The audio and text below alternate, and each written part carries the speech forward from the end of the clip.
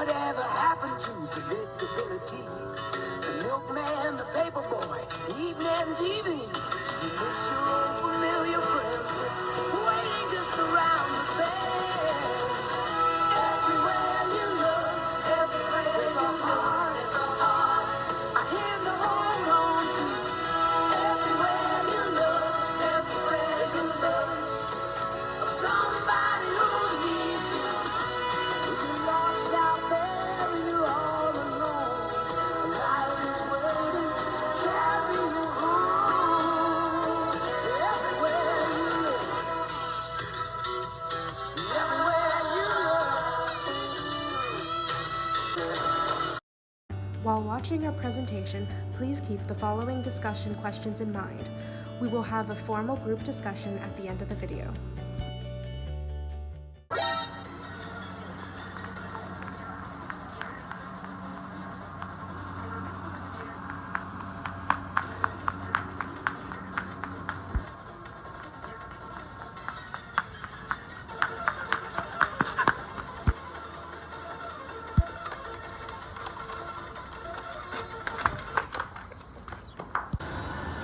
And I was like, road work ahead. Yeah, I sure hope it does. Hello, fellow women. Hey, Have you heard about what's going on in the political climate related to women's health today? for real, what are those politicians thinking? I know, isn't it crazy that they think that they can make decisions about our health when most of the people making the decisions are men? What? Why? How do they know what's best for us? Today, we are going to focus on 3 of the most politically debated topics concerning women's health: abortion clinics, birth control laws, and Planned Parenthood. First, let's define politicalization of women's health. Politicalization is the act of turning a non-political topic into a political debate and often involves the misrepresentation or manipulation of facts to support a political objective. It is prevalent in many controversial science-related topics such as climate change, GMOs, vaccinations, and women's health. Turning healthcare into a political issue rather than a matter of science is dangerous and can result in a medical process that is centered on political debate rather than the expertise of doctors and the decisions of patients. The reality is that bringing a pregnancy to term is more dangerous to the life of the woman than having an abortion. People who believe abortions are morally wrong and that want to keep women from making the best choice for their lives and their bodies have created these myths. Did you know that even if abortion is illegal in a country, that doesn't mean it isn't happening? Case studies show that in countries where abortion is not available legally, either for lack of clinics and health options available or for the legislation, there are more annual deaths related to abortion. This is a threat to women's health. In developed countries where healthcare is available for the vast majority, compared to developing, the proportion of dangerous illegal abortions is a main result of strict abortion laws. In developing countries, the threat to women's healthcare lies in an inadequate healthcare system, either through cultural stigma, lack of finance for another child, or an absence of clinics that can provide trained medical staff. In fact, the abortion-related death rate is hundreds of times higher in developing regions, where the procedure is often illegal, than in developed countries. Abortions are going to happen regardless of their legality. It is merely a question of whether women will be provided a safe avenue or if they will be forced to pursue higher-risk procedures. TRAP laws, targeted regulation of abortion providers, are laws designed to hinder the medical process of abortions. TRAP laws single out abortion clinics and providers for medically unnecessary requirements that comparable medical facilities and healthcare providers are not subject to.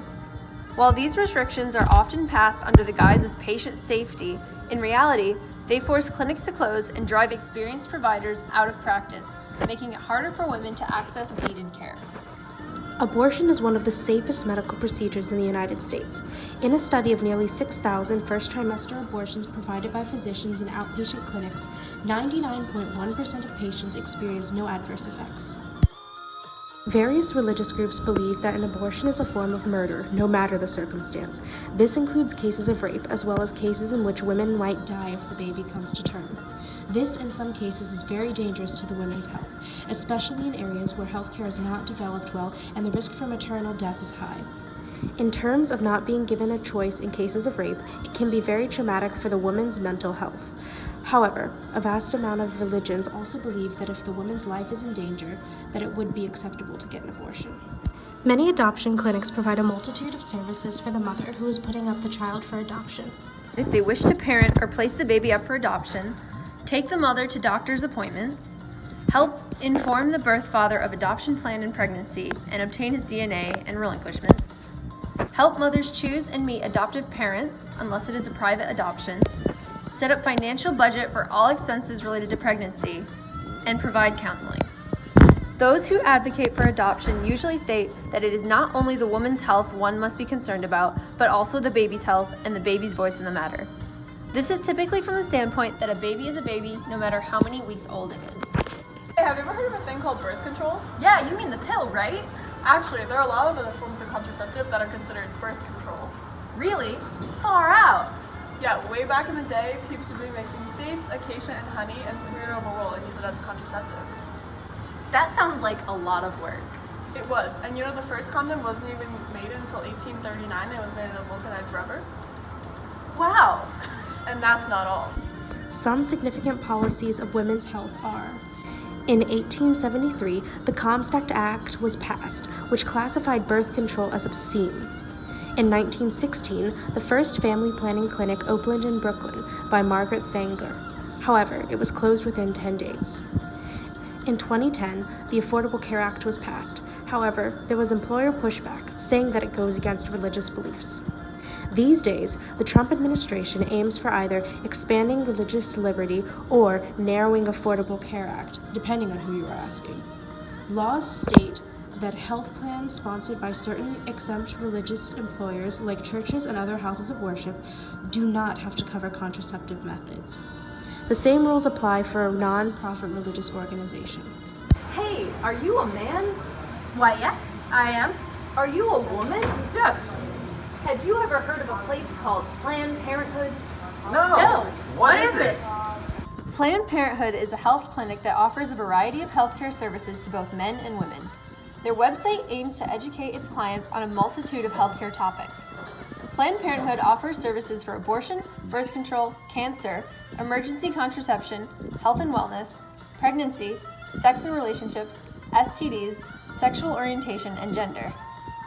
Due to its reproduction services, Planned Parenthood is often targeted by anti-abortion activists. Planned Parenthood clinics that have abortion services are typically targeted more frequently, but there are usually no more than 2 or 3 protesters at a time.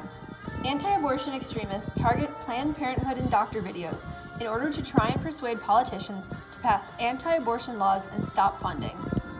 Let's recap on what we learned. There are 3 main issues that commandeer the headlines for women's health, and those are abortion, birth control, and Planned Parenthood.